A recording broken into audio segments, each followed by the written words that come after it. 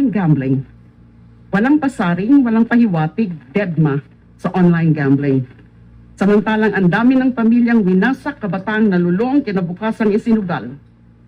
Patuloy pa ba natin papayagan? Ilang buhay pa ang kailangang maligaw? Ilang pamilya pa ang kailangang gumuho? Ipatigil na po natin yan. On illegal drugs, 83 billion worth of confiscated drugs, 9,600 high-value targets arrested. Good. Now show us the convictions. Show us the big fish. Hindi lang yung mga taong wala nang ipanglaban. The last administration hunted the poor. This administration says it's hunting the real players. Then make it count. Sampulan ang malalaking drug lord, mga tunay na drug lord. Tapusin ang kasinungalingan ng mahirap lang ang salarin. Hindi dapat ginagawang trope ang laban sa droga.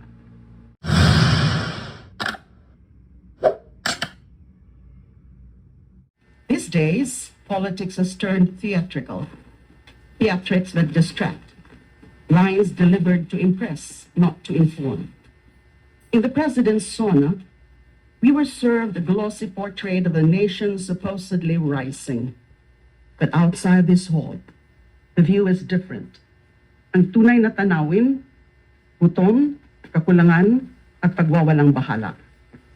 Even the president himself admitted, development means little if the people do not feel it. So we waited, expecting clear plans, specific targets, a real sense of how government intends to ease the burdens our people carry. What we got instead were fragments, flourishes, and a silence that speaks louder than policy. He stood before Congress, but offered no direction to Congress. No mention of priority bills, no clear legislative agenda. He touched on reforms in the 40s. I'm very grateful about that. The Coconut Trust Fund and energy, but left us guessing which proposals he wants passed and by when. Sayang ang pagkakataon. Kung totoong prioridad ang mga reforma, dapat malinaw. Dapat buong loob na itulak. Sayang din kung hindi man lang nabanggit ang mga panukalang may malawak na suporta. Sabi ng Pangulo, maganda ang lagay ng ekonomiya. Pero kahit daw tough negotiator siya, ayon kay US President Donald Trump, ang naibabalang sa US tariff ay 1%.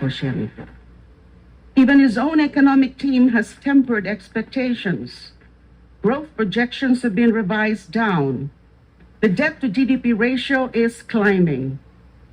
The Philippines' debt-to-GDP ratio climbed to 62% in March 2025 from 60.7% in the previous quarter. The deficit has, the debt to GDP, the growth projections have been revised down. Growth for 2025 is now projected at 5.5% to 6.5%, down from the government's earlier forecast of 6% to 8%. The deficit has ballooned to 1.5 trillion. These are not numbers you parade. These are warning signs. The real question, ano ang plano? Hindi na pwedeng pakiusapan lang ang gutom.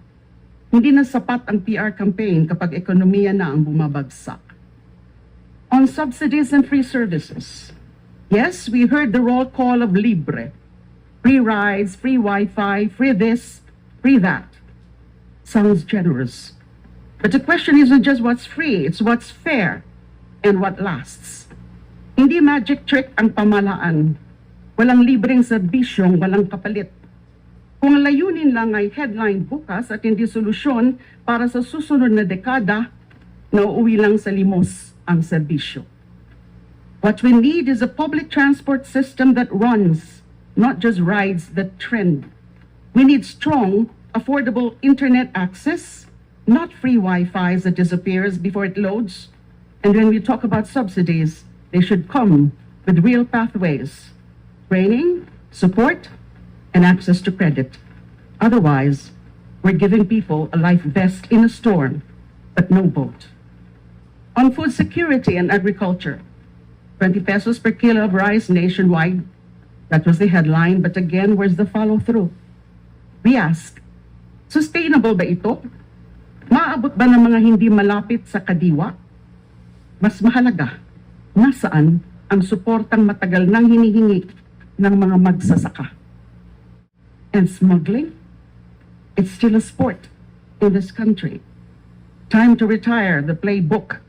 Time to protect Filipino farmers like we mean it. On health. The president's health claims sounded impressive until you asked someone who actually went to the hospital. PhilHealth daw covers emergency outpatient care. Pero ang kwento ng mga pasyente, konsumisyon na nga ang sakit, konsumisyon pa ang bill. The agency says reimbursement is possible, but in an emergency who has time and money for abono. Sa dami ng kwentong ganito, ang tanong, sino ba ang niloloko natin? The president says there's now a doctor in every town. Good. But a lone doctor without medicine, without equipment, without trained staff is not a health system. That's a photo op waiting to happen. Zero balance billing has also been around for years, but walk into any public hospital and ask if it's real. Patients still choose not to seek treatment, afraid of the bill that might bury them deeper than the illness. If the goal is universal health care, then let's stop pretending we have arrived. We're still stuck in triage. On corruption. Flood control projects daw ang tututukan. Tama lang. So tama lang po ang flood control projects. Diyan talaga lumulubog ang pondo. We welcome any serious investigation. But serious means names, charges, jail time. Hindi pwedeng mahiya naman kayo lang ang ending.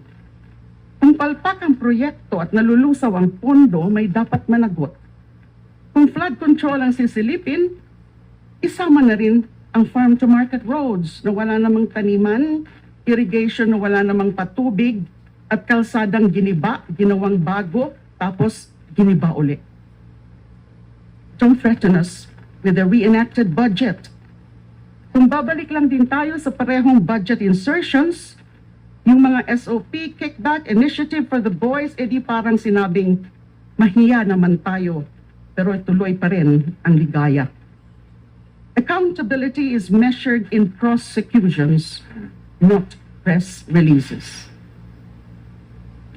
I wish to comment also on the seemingly struggling leadership or the lack of direction of this administration.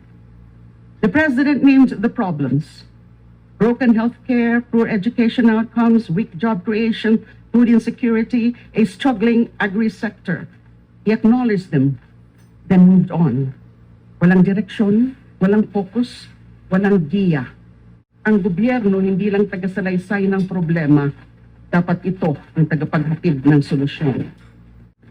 On online gambling, walang pasaring, walang pahiwatig, deadma sa online gambling. Samantalang ang dami ng pamilyang winasak, kabataang nalulong, kinabukasang isinugal. Patuloy pa ba natin papayagan? Ilang buhay pa ang kailangang maligaw? Ilang pamilya pa ang kailangang gumuho? Ipatigil na po natin yan.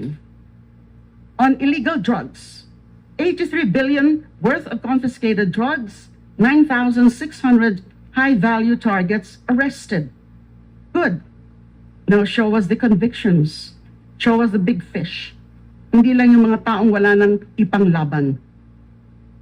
The last administration hunted the poor. This administration says it's hunting the real players. Then make it count. Sampulan ang malalaking drug lord. Mga tunay na drug lord. Tapusin ang kasinungalingan ng mahirap lang ang salarin. Hindi dapat ginagawang trope ang laban sa droga. Buhay at kalayaan ang nawala. Kasama ako sa mga napagdiskitahan dyan. On accountability and call to action. The revival of love bosses may be charming, but nostalgia is not policy. We're in a crisis. Hindi pa ito panahon ng throwback. As this administration enters its second half, the temptation to govern for campaign optics, not country, will only grow stronger. We must be vigilant. Bawat budget insertion, bawat subsidy na walang plano, bawat hakbang na para sa boto, hindi sa bayan, dapat po nating bantayan. At hindi rin namin nakakalimutan, nanonood ang taong bayan. Hindi sila basta-basta nakubulag sa propaganda. Hindi sila extra sa drama ng kapangyarihan. Gobyerno ito, hindi teleserye.